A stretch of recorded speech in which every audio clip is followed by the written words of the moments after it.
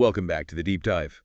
We're here again, taking that stack of sources, diaries, narratives, research, and really pulling out the key insights so you can get up to speed quickly. Exactly. And our mission today, it's a bit of a shift. We're looking past those big public stories, the immigrants, the soldiers, the lawmakers. Right, the very visible figures. We're moving into the private sphere. We want to focus on the women, the ones who are really the organizational and maybe emotional core of the Dubose world. That's a great way to put it. I mean, so much of the story we've traced, it's been defined by what men did publicly, planting, pioneering, fighting wars. Yeah. But when you really dig into the sources, especially things like household records, private letters, you see it pretty clearly. The whole stability of that society, it rested heavily on the matriarchs. Matriarchs? Yeah. While the men were, building the plantations, fighting the wars, the women were running this incredibly complex logistical machine that actually made all those public actions possible. Okay, so not just keeping house. Oh, far beyond that. And for this deep dive, we're really zeroing in on a specific generation, aren't we? The one that faced, well, maybe the ultimate test. We are. We're not just looking at, say, the early pioneer women, fascinating as they are. We're really focusing on the women of the Civil War and Reconstruction. Right, because that's a period where their entire world, the established order, it just collapses. Completely. And the level of adaptation required, it's just astounding when you look at the details. And we're talking about different groups of women here too, right? Yeah. Experiencing this collapse differently. Precisely. That's key. We're looking at two really contrasting groups of women, often on the very same piece of land. Both had to navigate the same massive social, economic upheaval, but their goals, their resources, their anxieties, fundamentally different. Shared ground, separate anxieties. I like that. It really captures it. Okay, so let's unpack this. Let's start before the war, before 1860. What did life actually look like for a prominent Dubose woman? We hear this term, plantation mistress. What did that job actually involve day to day? Yeah, it's so important to get past the sort of romanticized image, the idea of just leisure, sitting on the porch, sipping mint julep. Right, the Gone with the Wind stereotype. Exactly. And look, it was absolutely a life of immense privilege. There's no denying that. And it was a privilege sustained by enslaved labor. Yeah. But the day-to-day reality, it was incredibly management intensive. Okay. To really get a handle on it, let's maybe focus on a representative figure, someone like Mary Elizabeth Dubose. She was married to Julius Edward Dubose, who we know was a Confederate veteran. Okay, Mary Elizabeth Dubose. So her domain, we call it the big house. Yeah. But that sounds like it implies more than just, dusting the furniture. Oh, absolutely. Think of her less as a homemaker and more like the chief operating officer. COO, really? Well, yeah, of a complex operation, maybe a medium-sized agricultural, industrial, and medical complex, all rolled into one. Her responsibilities were vast, and they were nonstop. Okay, break that down. What kind of responsibilities are we talking about? Well, she was managing the labor, potentially, of hundreds of people. And not just for her own immediate family, her children, relatives living there, but for the entire enslaved community on that plantation. Hundreds of people. Which meant operational oversight in, let's say, 3 critical areas. Okay, what's the first? First, logistics and provisioning. Think inventory control. Raw materials coming in cotton, wool, foodstuffs from the fields. She had to coordinate with the overseer on planting cycles, sure, but her specific domain was often the transformation of those raw materials into usable goods. Like what? Well, take textiles alone. Just clothing, everyone. She'd be overseeing the spinning of thread, the dyeing, often using local plants, the weaving of cloth, and then the mass tailoring of clothing needed for every single person on the property. Every person. Enslaved people, too. Absolutely. Often they'd get maybe 2 sets of clothes a year. Yeah. That requires a huge production effort planned months in advance. It's practically an industrial operation happening within the household structure. Wow. I honestly hadn't thought about the sheer scale of just clothing everybody. Yeah. That's way beyond a bit of sewing. It really is. Okay, second area. Health and welfare. Wow. Plantation health was a constant struggle. Disease was rampant. And the mistress. She was often the primary medical provider. The doctor. In effect, yes. Dispensing traditional remedies, using whatever medicines were available, maybe quinine if they were lucky and could afford it. She often functioned as the midwife, attending births. She dealt with injuries, serious illnesses, for everyone. Black and white. So her knowledge, or maybe lack of knowledge, directly impacted people's survival. Directly. It impacted the workforce, the family, everything. Her home remedies, her decisions about care, they had life or death consequences daily. So she's an administrator, running logistics, an industrial manager for things like clothing, and the head medic, Yeah. all while What? maintaining appearances. Exactly. And that's the third crucial piece. Her role as the moral and domestic center. Her entire life was hemmed in by these rigid expectations of Southern femininity, hospitality, piety. Right. She had to host visitors, manage a huge staff of domestic workers who were, of course, enslaved individuals, and ensure the perceived order and smoothness of the plantation household reflected the social stability she was supposed to embody. Especially when the men were away. Especially then, she became the visible symbol of continuity, of civilization, of the family's status. So yes, there was privilege, immense privilege, but failure in any of these areas, logistics, health, social presentation, wasn't just embarrassing. It carried profound social and financial risks for the whole family enterprise. Okay, so that paints a picture of this really complex, high-pressure system she's operating. Then, 1861 happens, Fort Sumter.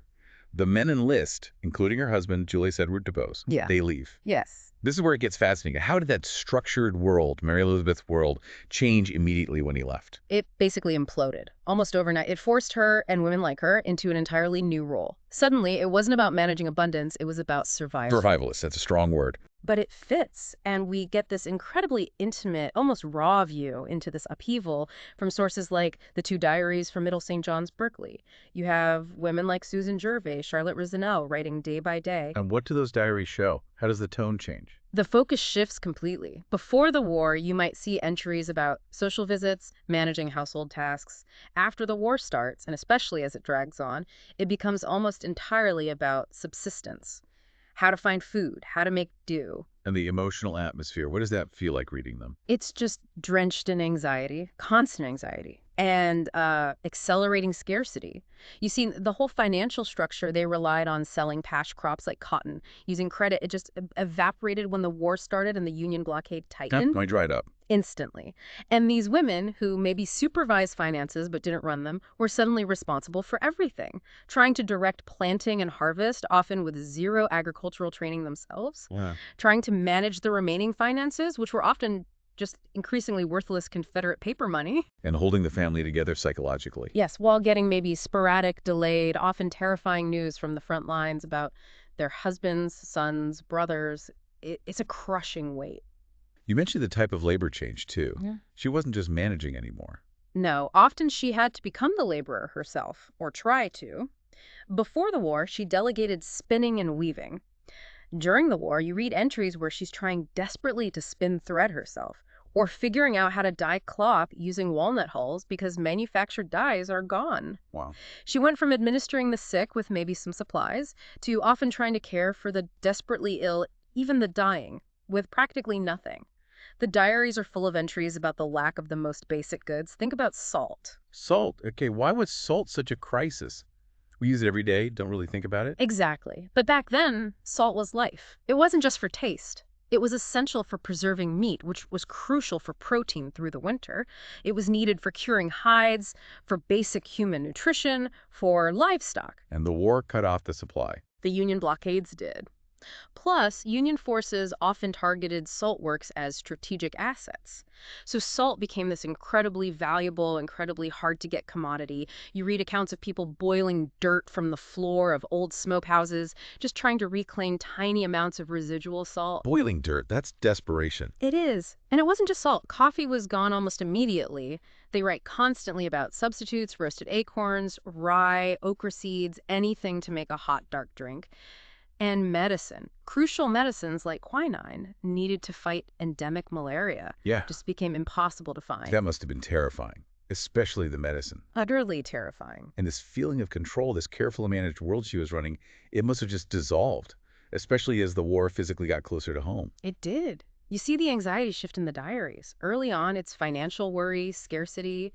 Later, as Union armies move through the South, it becomes physical fear. primal For fear. what exactly? Raids. Union soldiers, often foraging because their own supply lines were stretched, descending on the plantation.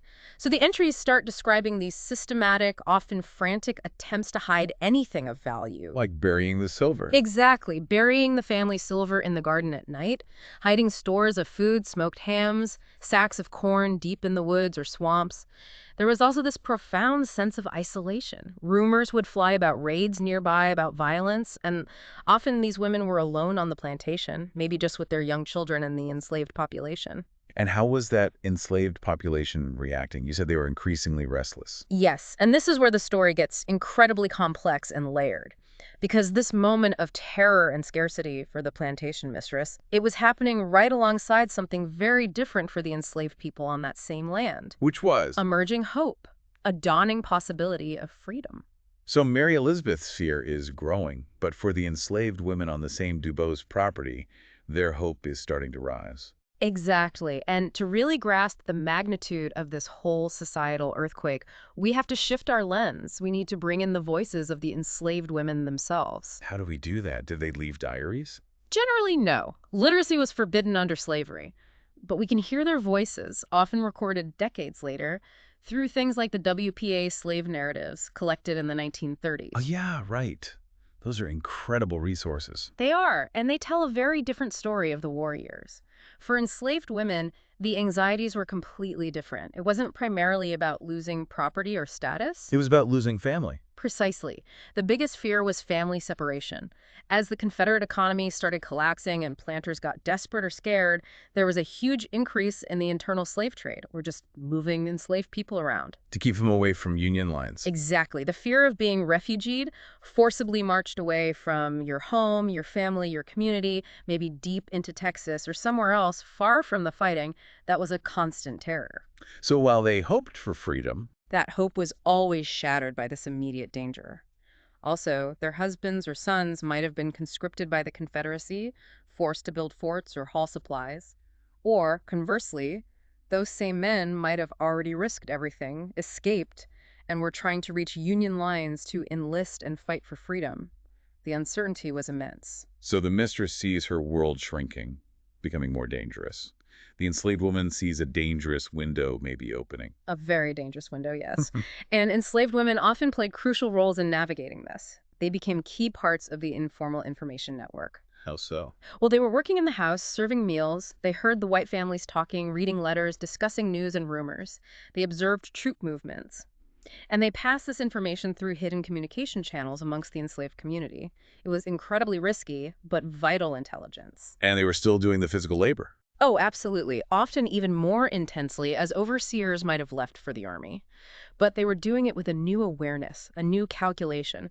This planting season, this harvest, it might be the last one they did under bondage. Which leads us to that moment of collision. The Union Army actually arrives on or near the plantation. Yes. The arrival of Lincoln's army, as they often called it. How is that moment described? It must be night and day, depending on who's talking. Completely. For the white women, the plantation mistresses writing in their diaries, it's often depicted as the apocalypse, the ravages of the enemy, total violation of their homes, their property, their social order, looting, destruction. And coupled with that, this profound sense of chaos and betrayal as the enslaved people just left, often en masse. Betrayal. Yeah. Because they saw the enslaved people as loyal or Yeah. dependents. Yes, part of the plantation family in their paternalistic view. So the departure felt like a personal affront, a breakdown of the natural order they believed in. But for the enslaved women and men, that same moment was the Jubilee. Jubilee. We hear that term a lot. What did it actually mean, practically, for an enslaved woman standing there on a Dubose property when the Union soldiers appeared? It meant everything. It was the fundamental foundational act of self-determination. It meant, for the first time in their lives, the immediate power to choose. To choose where to stand, where to go, who to go with, whether to work or not work for their former enslavers. And did they leave immediately? Often, yes. The diaries of the mistresses are filled with shocked entries about domestic staff, the cooks, the nurses, the house servants, people they had worked alongside for years, just walking away, sometimes literally in the middle of preparing a meal or doing a task. Which the mistress saw as betrayal. And the freedwoman saw as the first, most powerful assertion of her freedom, securing her identity as a free person, not property. And this departure, it wasn't just individuals wandering off randomly, was it? Not usually, no. What the mistresses often described as chaos was frequently an incredibly organized collective action by the freed people. They had likely been planning, waiting for this moment. How so? They often left together, in family units or groups of kin and friends from the same plantation quarters. They knew where they were going, typically towards Union Army camps or towards towns where the Union had established a presence. They were seeking safety, work, schools, and crucially, legal recognition of their freedom. So it wasn't chaos, it was coordinated liberation. It was the moment they ceased being items on an inventory list and began the long, hard process of becoming citizens. Okay. So the war ends. Appomattox. The Confederacy is defeated, the enslaved are emancipated, the world is utterly changed for everyone on that Dubose land. Completely starred, completely transformed. Let's look at adaptation. For the white plantation mistresses, like Mary Elizabeth Dubose, the legal and financial system that propped up their entire way of life is just gone.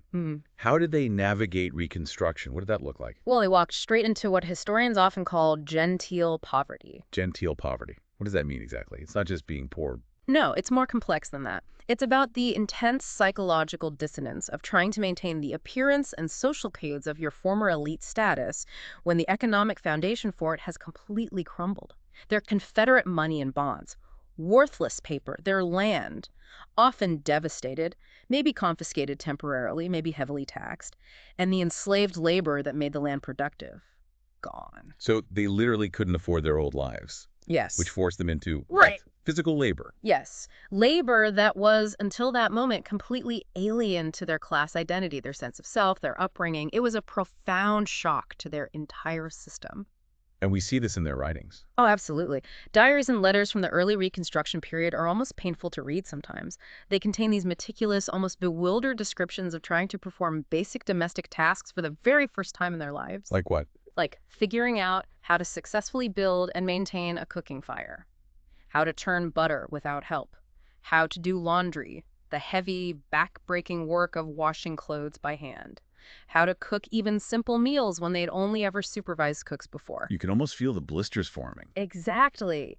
Their hands, which were supposed to be symbols of their refinement, their status, soft, white, untouched by manual labor, were now becoming chapped, calloused, raw. It wasn't just the physical difficulty then, it was. It was a violation of their core identity, who they thought they were. It challenged everything they'd been raised to believe about their place in the world. And yet they adapted somehow. They had to. But their resilience, their focus during Reconstruction, was often directed towards clinging fiercely to the few things they felt they had left. Which were? Their family name, their lineage, their social connections, however frayed, and crucially, the preservation of their family's history and heritage. Holding on to the past. Yes. Holding the white family unit together through sheer willpower, emotionally and physically. Preserving the stories, the objects, the sense of identity, ensuring that future generations would remember the lost cause, the perceived glory of their antebellum past, even if they had to do it while patching their own threadbare clothes. That focus on preservation is really striking, especially when you contrast it with what the freedwomen were trying to achieve during that same period. What were their immediate goals? How were they building their new lives from ground zero? Their focus was completely different. It wasn't about preserving a lost past. It was about building a tangible future, establishing entirely new foundations. Oh. We can really break down their struggle and their priorities into maybe 3 immediate, very practical areas. And all of them centered around establishing legitimate control and authority over their own lives and families. What was the first priority? What came first? Family stability. Yeah. Without question. And the cornerstone of that was legalized marriage. Making it official. Absolutely. Remember, under slavery, marriages weren't legally recognized by the state. They were fragile arrangements, always vulnerable to being destroyed by the sale of one partner or the other, or children being sold away. So Reconstruction offered the first chance to fix that. Yes. There was an immediate, massive rush across the South for Black couples, many of whom had lived together as husband and wife for years, even decades, to get officially married under law. It was this powerful statement of dignity, autonomy. And it secured their rights to their children. Critically, yes. It solidified their legal right to keep their own children, to raise them without the constant gnawing fear of forced separation. It was about building a legally recognized family unit. That's a huge political and personal act, going from a relationship that was merely tolerated by an enslaver to one protected as a legal contract by the state. The ultimate expression of self-possession, as you said earlier. Okay, so family first. What was second? Community building and economic autonomy, or at least the struggle for it. Freed women, along with freed men, immediately started organizing. They often challenged unfair labor contracts that planters tried to impose, contracts that looked suspiciously like slavery under another name. Pushing back. Yes, and they formed mutual aid societies, benevolent organizations, often centered around the newly independent Black churches. The church was central. Incredibly central. The Black church became the vital hub of community life. It wasn't just for worship, it was the main organizing center for political action, for social support, helping the elderly, the sick, and, critically, for establishing schools. Which brings us to the third goal. I'm guessing education. Absolutely. Education was paramount. The desire for learning, for literacy among freed people was almost explosive. It was passionate, intense. Why was literacy so important right then? Yeah, because they saw it, quite rightly, as the fundamental key to real freedom.